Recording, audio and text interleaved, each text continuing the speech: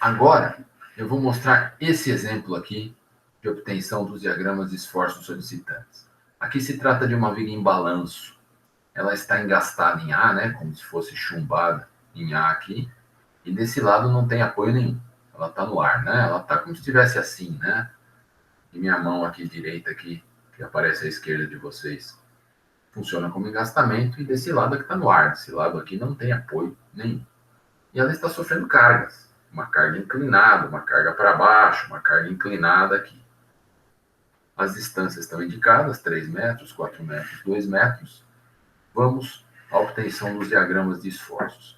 Primeiro passo, tem força inclinada? Eu devo decompor uma por uma para trabalhar do início ao fim do processo, tanto no cálculo de reações como na obtenção dos diagramas de esforços, com as componentes dela.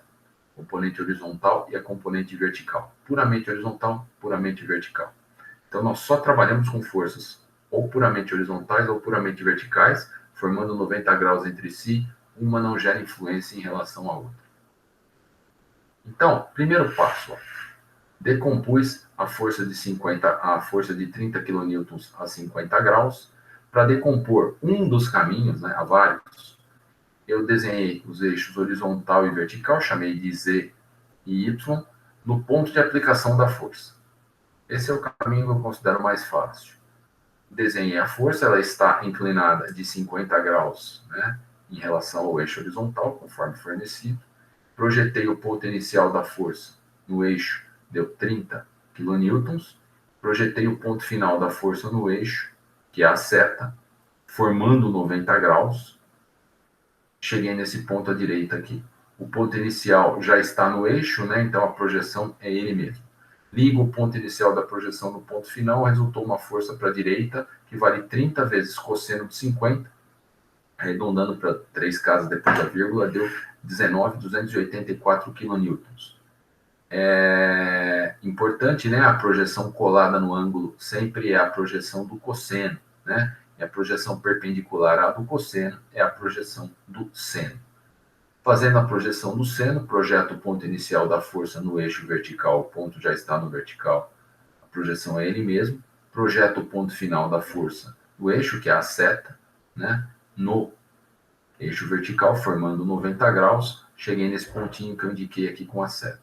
Ligo o ponto inicial no ponto vertical, resultou uma força, o ponto inicial no ponto final da projeção, resultou uma força para cima, que vale 30 vezes seno de 50, né, perpendicular ao cosseno, deu 22.981. Você faz o cálculo, né, na calculadora. E agora vamos para o cálculo de reações. Não temos mais nenhuma força inclinada para decompor, né? Vamos para o cálculo das reações. Olha, em A, nós temos o engastamento. O engastamento é capaz de executar 3 reações de apoio. Uma força horizontal, eu chamei de ZA. Uma vertical, chamei de YA.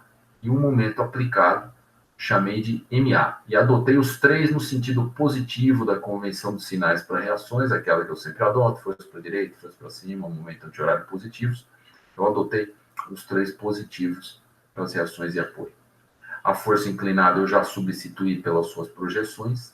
Ela é exatamente igual às suas projeções. Essa força inclinada em azul, ela é matematicamente igualzinha à força em vermelho de 19.284 para a direita, somada à força para cima de 22.981.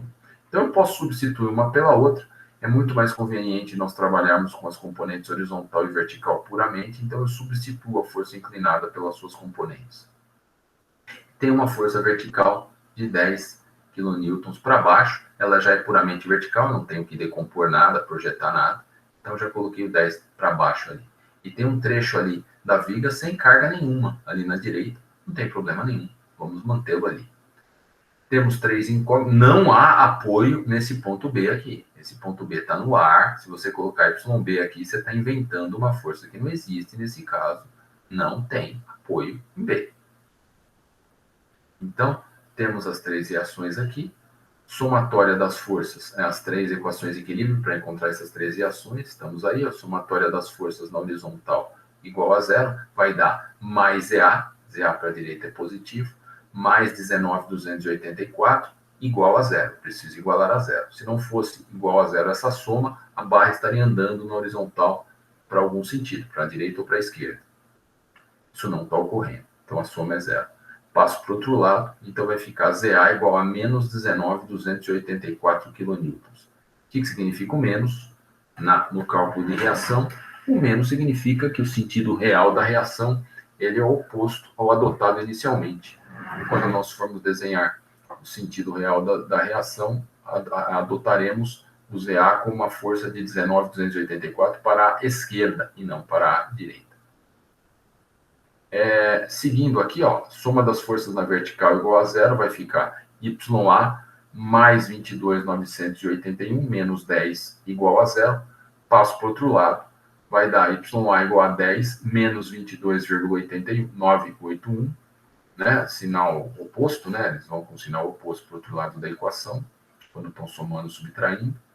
YA deu menos 12.981 kN/metro. E, por fim, somatória dos momentos em relação a qualquer polo igual a zero. Vou escolher o polo A, que é um ponto em que há várias forças aplicadas, e aí ela gera um momento zero em relação a esse ponto. A equação de momento tende a ficar mais simples, né? Tem menos cálculos para fazer, então costuma ser um ponto bom para se escolher. Escolhi o polo A. Nem sempre, tá? É o melhor ponto para se escolher, mas na maioria das vezes é. Somatória dos momentos em relação a A é igual a zero. Aqui, somatória dos momentos, vai ficar ZA vezes zero mais YA vezes zero, já expliquei isso anteriormente em outros exemplos, mais MA, momento aplicado só entra em equação de momento, sem multiplicar por distância nenhuma, independente de onde estiver, né? Então, aqui vai ficar mais MA porque é anti-horário, eu adotei anti-horário como positivo, a convenção de sinais, e aqui eu adotei anti-horário momento MA, então vai ficar mais MA, sem multiplicar por nada. Não é por zero, por um, por qualquer coisa, por nada. É ele sozinho. É ele sozinho. Momento aplicado, seja binário, seja momento reativo de engastamento, só entra em equação de momento sem multiplicar por distância nenhuma, com o sinal que ele tiver. Se ele for positivo na convenção de sinais, vai como mais. Se ele for negativo, vai como menos. Aí tenho 19.284 vezes zero. Lembrem-se daquele conceito importante, ó, a linha de ação da força dos 19.284, essa reta infinita horizontal aqui, ela passa pelo polo. A distância, o braço de um momento é a distância do polo, a linha de ação da força, né? Essa distância é zero, então o momento vai ser 19.284 vezes zero. É claro que você nem precisaria colocar esse valor aqui, porque é zero, mas eu coloquei só para reforçar que passamos por ele, não é obrigatório. E tenho 22.981. 22.981 vezes esse braço aqui. Porque ó, a linha de ação do 22.981 é uma linha vertical, reta infinita. A força é finita, mas a linha de ação é uma reta infinita que passa por ela. A distância do polo é essa reta, né, linha de ação formando 90 graus, vale 3 metros. Então vai ser 22.981 vezes 3, tendência de giro anti-horário em relação ao polo A, então vai ficar mais 22.981 vezes 3. E o 10? O 10, ó, a linha de ação dele é essa linha vertical aqui. A tendência de giro em relação a A é horária, é só você enxergar, né? Procurar enxergar, fica mais ou menos assim, né? Imaginando que o polo está aqui, o 10, a tendência de giro é horária em torno do polo. Se você, o sentido desse giro é o sentido horário, você está vendo aí na sua tela. Aí. Mesmo que esse giro não ocorra, momento mede tendência de giro. A tendência de giro pode se confirmar e se tornar giro, ou pode não se confirmar devido a um momento reativo, a peça fica parada, mas a tendência de giro continua ocorrendo. O momento continua ocorrendo. Então vai ficar 10 vezes 7, né? A distância do polo, a linha de ação da força aqui fica 7 metros. Vai ficar menos 10 vezes 7, porque é horário. Essa somatória é igual a zero. Resolvendo essa equação, vai dar MA deu menos 22.981 vezes 3, mais 70. MA deu 1,057 kN/m positivo. Calculamos as reações. E aqui temos, ó, desenhamos os esforços. Recomendo fortemente que você desenhe esses esforços para o cálculo das reações. tem aqui o ZA deu menos 19.284, 19.284 para a esquerda, sem sinal. Lembrando, na hora de desenhar as forças, não coloque o sinal, não vai te ajudar em nada. O sinal é fundamental nas equações. Olha o YA igual a menos 12 aqui, o menos é fundamental aqui. Olha o ZA igual a menos 19.284 aqui, o menos é fundamental aqui. Nas equações, não. Menos nos desenhos, não. Nas equações, sim. O YA deu menos 12.981, é 12.981 para baixo. E o MA deu 1,057 positivo, eu adotei anti-horário. Então, o momento deu 1,057 anti-horário positivo. As forças externas eu mantenho 10 para baixo, 22.981 e 19.284 para cima e para a direita. Aqui nós temos 3 intervalos para observar. O primeiro intervalo vai logo após o início da barra, até antes de aparecerem essas duas forças. O segundo intervalo é logo após aparecerem essas duas forças, que aparecem pontualmente aqui.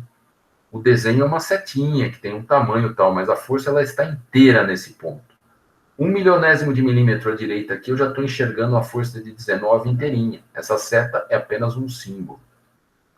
E depois vai até antes da força de 10, e o terceiro intervalo vai logo depois do 10 até o fim da barra, até o penúltimo ponto da barra aqui. O último ponto da barra, nesse caso, não tem força aplicada, mas mesmo se tivesse, nós iríamos até o penúltimo ponto da barra. Agora, terminamos de calcular as reações, desenhamos as reações no sentido correto, tudo certo. Agora vamos para a obtenção dos diagramas de esforços solicitantes.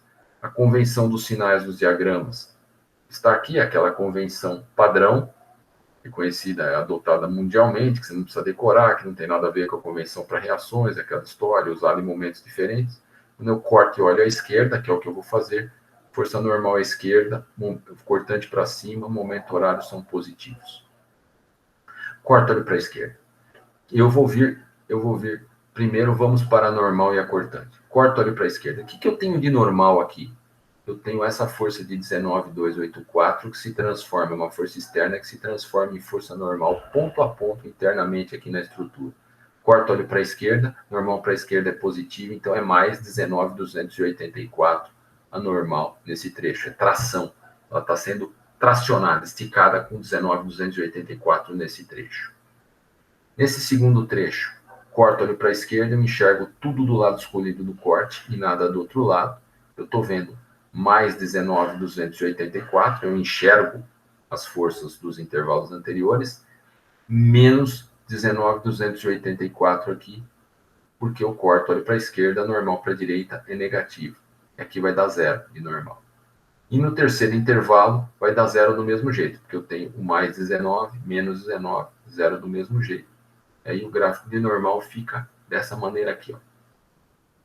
Fica, corto, olho para a esquerda, mais 19.284. Positivo, eu resolvi desenhar o positivo para cima e negativo para baixo, na normal e na cortante de novo, convencional. Normalmente a gente faz isso, não é obrigatório, mas normalmente fazemos. Mais 19. Nesse segundo trecho, ele cai instantaneamente para zero, a função dá um salto instantâneo para zero. Fica zero nesse segundo trecho e zero no terceiro. Basta, para enxergar isso é muito simples, basta fazer cortes imaginários. Em cada um dos intervalos, olhar para um dos lados, enxergar tudo do lado escolhido do corte e nada do outro lado. Vamos para a cortante. A cortante. Seguimos meio que geometricamente o sentido das forças. Corto, olho para a esquerda, ó. BC 12.981. Quando eu olho para a esquerda, cortante para cima é positivo, cortante para baixo é negativo. Corto, olho para a esquerda, deu menos 12.981. Se mantém constante, não aparece mais nenhuma força, nem para mais nem para menos, fica menos 12.981. E ela sobe 22.981 instantaneamente nesse ponto. Vai para 10, menos 12 mais 22, deu 10. Aí ela se mantém em 10 constantemente, não aparece nem para aumentar nem para subtrair força distribuída, e aqui ela cai 10, chega no zero, e aqui ela se mantém no zero até o fim. Então o gráfico fica dessa maneira aqui, ó, conforme indicado, menos 12.981, sobe 22.981 pontualmente, vai para mais 10, se mantém constante igual a 10, e depois ela cai pontualmente 10 para o zero e depois não aparece mais nenhuma força, continua zero no trecho até o fim. Lembrando, esse trecho de constante igual a zero vai indicar momento fletor constante, não necessariamente igual a zero. Pode ser igual a zero, pode não ser. Nesse caso, vai ser igual a zero, mas poderia não ser. O que certamente seria um trecho constante aqui de momento nesse trecho, nunca uma reta inclinada, uma parábola ou o que fosse. Agora, vamos para o gráfico de momento, para concluir. Pessoal, aqui, ó. Momento à direita é igual ao momento à esquerda, mais a área entre os dois pontos no diagrama de cortante. Vamos começar com o momento em A. Eu vou de A para B, de B para C, de C para D. Momento em A. Momento em A, pessoal, corta ali para a esquerda. Olha o momento que eu tenho aqui. Eu tenho um momento reativo de 1,057. O momento em A não é zero. Corta ali para a esquerda. O momento horário é positivo. O momento aqui é anti-horário. Para efeito de diagramas, então, o momento em A vale menos 1,057. Não é zero, como foi nos dois exemplos anteriores. Lembrando aquela história, nem sempre o momento começa no zero e termina no zero, nem sempre. Nesse caso, não começou no zero. Normal. Isso pode acontecer. Aí, eu vou para o momento em B. O momento em B é o momento em A, que é o menos 1,057, mais a área entre A e B no diagrama de cortante, que está aqui. Menos 12,981 vezes 3. Olha o que vai acontecer. Menos 1,057 mais menos 12,981 vezes 3 deu menos 40. O momento ali deu menos 40. Olha o que acontece. Eu começo no menos 1,057, ó, negativo. A cortante é constante no trecho, constante e diferente de zero no trecho. Ela vai do menos 1,057 para o menos 40 com uma reta inclinada. Porque se a cortante é constante diferente de zero, o momento é reta inclinada. Você precisa saber disso? Precisa, por causa daquela história do a derivada é a cortante, a função é o momento. Né? O gráfico de um está ligado ao gráfico de outro. O momento aqui deu menos 40. Agora o momento em C. O momento em C é igual ao momento em B, o momento à direita é igual ao momento à esquerda, o ponto B agora é o ponto da esquerda, mais a área, 10 vezes 4. Então, o momento em C vai ser o momento em B, que é menos 40, mais 10 vezes 4, que é 40, zero. Então, aqui é constante o trecho entre B e C. O gráfico de momento é uma reta inclinada, já acabamos de ver, vai do menos 40 para o zero. Agora vamos para o ponto D. O ponto D, o momento em D é igual ao momento à esquerda, que é o C, que é zero, mais a área entre C e D. Opa, perdão. Que é zero também, no gráfico de cortante. Então eu vou ligar o zero, no zero o momento em D é zero, o momento em C é zero, e aí fica uma constante igual a zero, mostrando que quando a cortante é constante num trecho, o momento também é constante no mesmo trecho. Nesse caso é constante igual a zero, e em alguns outros casos pode ser constante igual a outro número. E com isso, nós terminamos o terceiro exemplo de diagramas de esforços solicitantes. Eu procurei mostrar aqui. Terminamos os três primeiros exemplos. Eu vou mostrar na sequência o quarto e último exemplo de diagramas de esforços solicitantes. Nesse primeiro passo, né, que envolve cargas apenas pontuais, cargas concentradas. Mas os conceitos fundamentais aqui do método das áreas estão sendo vistos.